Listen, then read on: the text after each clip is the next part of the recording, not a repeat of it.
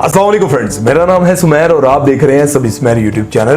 दोस्तों, आज हम बात करने जा रहे हैं ड्रामा सीरियल मेरे हमसफर के बारे में। जैसा कि आप सबको पता होगा कि आज से 1 साल पहले हम ड्रामा रिव्यू किया करते थे। ड्रामे की कुछ बोंगियां, कुछ गलतियां और कुछ ड्रामे की कहानी पर भी तबसरा किया करते थे। आप लोग बहुत पसंद किया करते थे, लेकिन आज 1 साल बाद हमने सोचा कि उस ड्रामे पे क्यों ना तबसरा करें जिसके हर एपिसोड पर 15-20 मिलियन व्यूज आते हैं।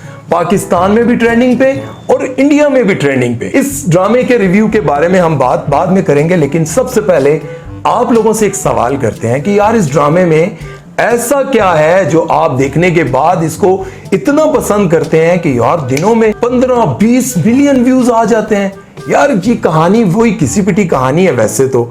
मतलब एक लड़की है जिसपे जुल्म हो रहा है, ज्यादती हो रही है, बेचारी जुल्म और सितम को बर्दाश्त करते करते अपनी जिंदगी गुजारी है, और फिर उसकी जिंदगी में एक ऐसा चाहने वाला आता है जो उसकी जिंदगी में खुशियां बिखेरने की कोशिश करता है। ये तो कहानियां तो आम सी हैं, पहले भी ये कहानियां चलती नहीं, लेकिन मैं आप लोगों से ये पूछना चाहता हूं कि आखिर इस ड्रामे में क्या वजह है कि आप लोग उसको इतना पसंद करते हैं। मुझे जहां तक लगता है कि लड़कियां जो हमजा का किरदार है ना, फरहान सईद वाला, उसको बहुत पसंद करें। लड़कियां ये सोचती हैं कि काश मेरी जिंदगी में भी फरहान सईद जैसा रन मुरीद आ जाए जो हर वक्त अपनी बीवी के आंसू पहुंचता रहे, और बीवी भी ऐसी हो जिसे किसी भी एपिसोड में आप हंसते हुए नहीं देख सकते। 3-4 एपिसोड ऐसे गुजरते हैं जिसमें वो बेचारी रोती रहती है, मजलूम बनी रहती है। वो कितनी मजलूम है ये तो हम आगे चल के बात करेंगे। इस ड्रामे में सिर्फ उसने अपनी बीवी के पांव धोके नहीं पिए, बाकी उसने कोई कसर नहीं छोड़ी। अब तो हर लड़की जो है वो बेचारी यही सोचती रहेगी, काश मुझे ऐसा मियां मिल जाए। ओ लड़कियों, ऐसा मियां तो आपको ऑर्डर पे तैयार करवाना पड़ेगा, ये किसी दुकान पे आजकल अवेलेबल नहीं है। ओ भाई, ऐसा मियां कहां मिलेगा जो हर वक्त अपनी बीवी के आंसू पहुंचता रहे। और दूसरी तरफ इतना मासूम किरदार हानिया आमिर का, उसे देखने के बाद तो मुझे हर दफा रोना आता था कि यार इस बेचारी के साथ इतना जुल्म हो रहा है, इतनी ज्यादती हो रही है। एक बेचारी यतीम, ऊपर से सास और ताई जो है वो सख्त जालिम, हर वक्त जुल्म करती रहती है। इससे भी ज्यादा अगर मैं आपको बताऊं तो वो अपने मियां को देखकर ऐसे दूर भागती है जैसे पहली बार उसने कोई मर्द देख लिया हो। वो कमरे में जाती है, अपने मियां से ऐसे दूर भागती है जैसे हमजा के साथ कांटे लगे हो। उस वक्त तक तो मैं देखता रहा और मैंने सोचा वाह वाह वाह, क्या मासूम लड़की है यार, ऐसी लड़कियां आजकल कहां मिलती हैं। लेकिन फिर जब पोल खुले तो मुझे वो जुमला याद आ गया कि बिल्ली 900 चूहे खा के हज को चली। ओ भाई, अपने मियां से इतना शर्मा रही है और खुरम साहब के साथ होटलों में डेटे मारती रही है जाके।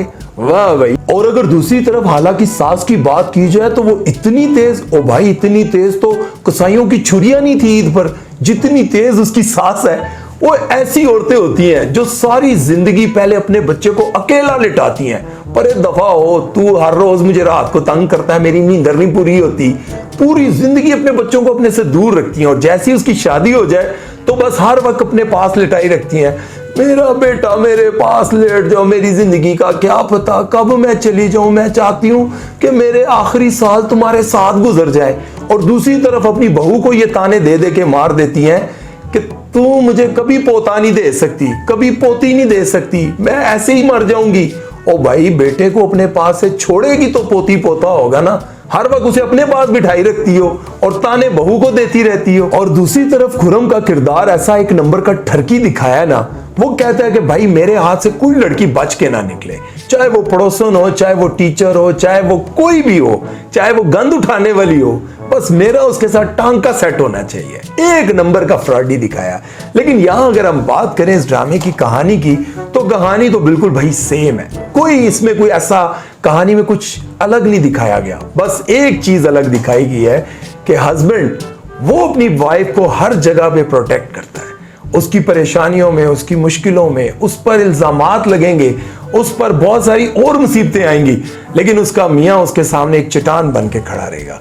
लेकिन मैं आपको ये बात बताता चलूं कि अंजाम किसका बुरा होने वाला है। उस सास का, जो शाहजहान है, उसका अंजाम बहुत बुरा होगा। वो क्या होगा कि देखिए, वो अपनी बहू को हर वक्त अजियत देती है, उसको परेशानियां देती है और अपनी बेटी को सुकून देने की कोशिश करती है।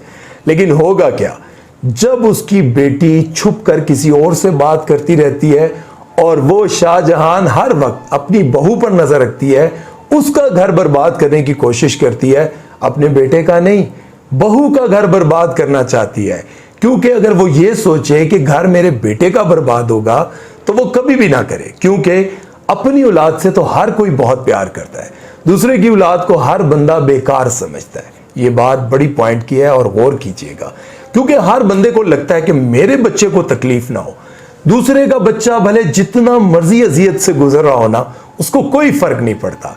इसी तरह शाहजहां भी अपने बच्चे को तो यही समझती है कि मैंने उससे बड़ा गैरतमंद बच्चा जो है ना मैंने पैदा किया है, वो बड़ा गैरतमंद है, मैंने उसकी बड़ी तरबियत की है। लेकिन वो ये नहीं सोचती कि मैं जिस बच्ची की जिंदगी बर्बाद कर रही हूं अपनी बहू की, वो भी किसी की औलाद है, वो भी इंसान है। ये इसी चक्कर में लगी रहेगी अपनी बहू की जिंदगी बर्बाद करने में, और उसकी बेटी अपने घर से भागकर किसी और के साथ चली जाएगी। तब जाकर इसको पता चलेगा कि मैं किसी की जिंदगी बर्बाद करने के चक्कर में लगी रही और मेरे साथ इतना बुरा हो गया जो मैं दुनिया को भी बता नहीं सकती। इसलिए हमेशा याद रखें अपनी जिंदगी में, जब भी ये जो बड़ी औरतें हैं, चाहे यंग हैं चाहे बूढ़ी हैं, ये बात गौर से सुने, जब आप दूसरों का घर बर्बाद करने की कोशिश करते हैं ना, खुश आप खुद भी नहीं रह सकते। इसलिए कोशिश करें कि दूसरों को खुश रखें, दूसरों को खुश रहने दें, ताकि आपकी जिंदगी में अल्लाह ताला खुशियां लाए। दूसरों को बर्बाद करने की कोशिश करेंगे तो खुश आप खुद भी नहीं रह पाएंगे। अपना ख्याल रखिएगा, दुआओं में याद रखिएगा। अस्सलाम वालेकुम।